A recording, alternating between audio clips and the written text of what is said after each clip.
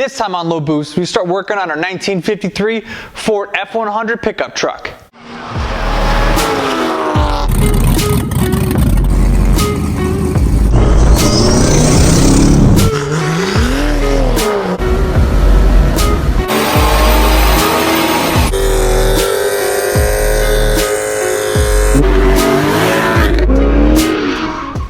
Hey guys, welcome back to the channel.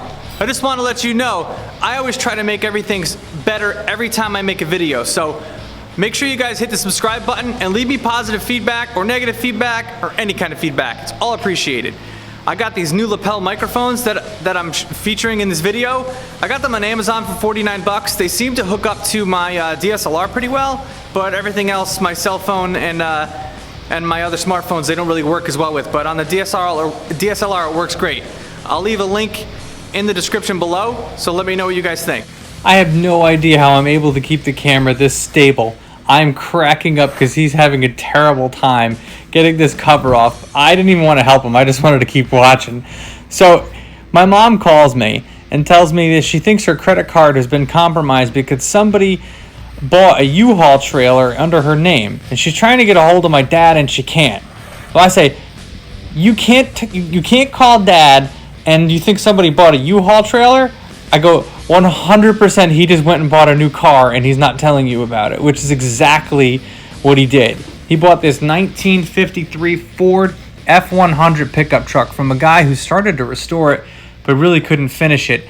And he picked it up, I don't want to say complete because he has to do a full restoration on it, but he has every part to put this truck back together. The frame has basically been redone. The cab and the rest of the car needs to be worked on and put back together, but we have everything to put the car back together, so now we just got to put it back together.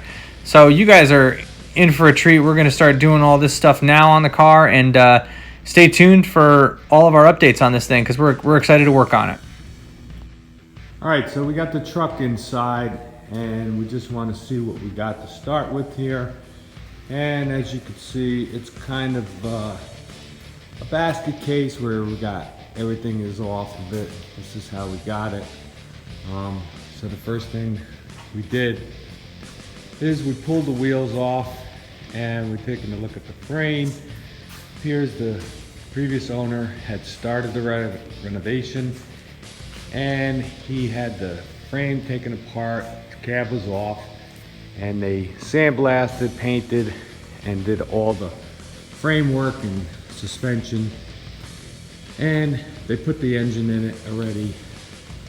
But as you can see, did a decent job already starting on the drivetrain and the brakes and whatnot. So this is where we are so far, and we'll keep you posted.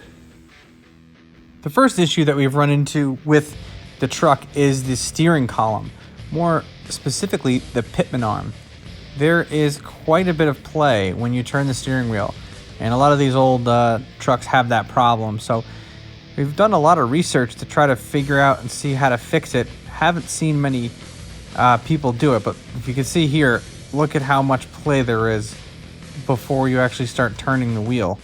So we are going to figure out a way to do this on our own, and we will share it with you once we figure out how to adjust this. Hopefully it'll be helpful for other people that are tackling this project as well. The shifter linkage was also screwed up on the old column, so we swapped it out, but we had to replace the steering wheel because this one is ugly.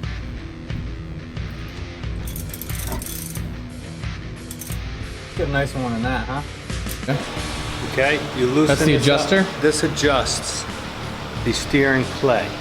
Okay. So you want to loosen this and then either tighten or loosen this adjuster screw. On the steering box in the truck. Exactly. Okay. And that actually adjusted everything inside. We used the steering wheel puller to get it off, as you saw. Now, that's all the play that's in that steering wheel. If I could show you. The wheel is starting to turn just off of that much now. So it's much less play than there was before. I can't really get both in the shot, but as you can see, it's a lot easier. We still got more to do on the inside. We got a lot of wiring. My cousin Alan got a really cool push to start button going inside of there. and a flip switch shutoff, which is pretty cool. You still have the original dash. We're gonna try to get all that stuff working again. And we're gonna get seats for the truck. My dad wants the original seats that came out of it. I think we should get some out of a newer style F-150, some bucket seats. And we can fabricate those to fit inside of here as well. So there's a bunch of stuff on this truck that we have to work on, but I think really what we got to do first is really get it moving under its own power. We have almost everything we need to do to put the whole thing back together. So right now we're going to work on the drive shaft, putting that back on, and we're going to do the rear brakes to make sure this thing can stop. Then we'll bleed the brakes, and then we'll get working on the fuel system, the battery, and getting everything ready to turn it over.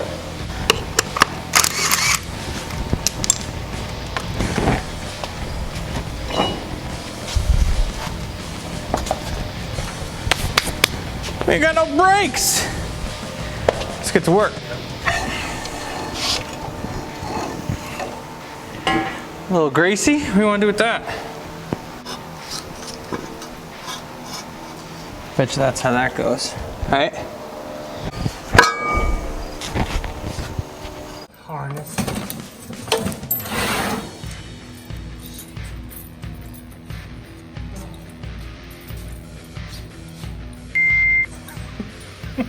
He ain't got all the right bolts to put this thing back together.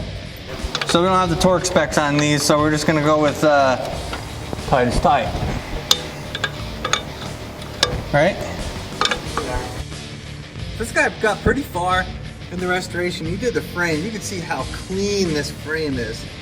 I mean, it's virtually brand new. And we're gonna do the drive shaft next. Got that. Yeah. That over.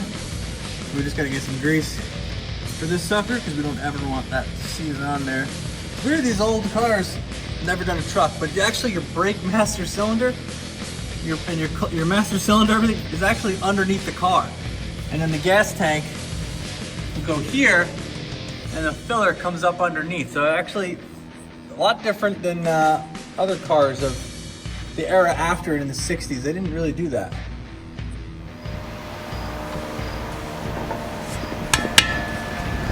Not often you get to work on cars like this that are actually in as great a shape as this. I mean, have you gone underneath this look? It looks clean. All right, so we're starting to put the brakes back on. It's kind of a hodgepodge of all the stuff here. Everything was labeled when we got it, but it's just kind of a puzzle to find all the right nuts and bolts to put it back together. So we got to get the right bolts to put the rest of the drums on and the pads, but we did get the drive shaft on. And that's all ready to go. So once we do the brakes on this thing, then we're gonna move it to the front.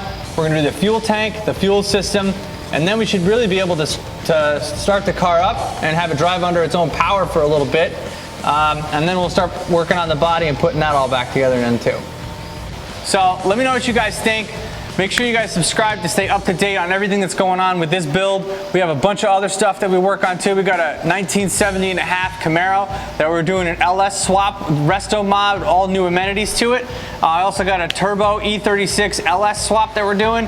I got an M235 that I work on as well, and track. So make sure you guys subscribe and comment below what you think we should do to the truck. We're still trying to figure out what we should try to do. So make sure you guys leave a comment, and if you think that this video is worthy of a like, make sure you do that too. So thank you very much, and I'll catch you in the next one.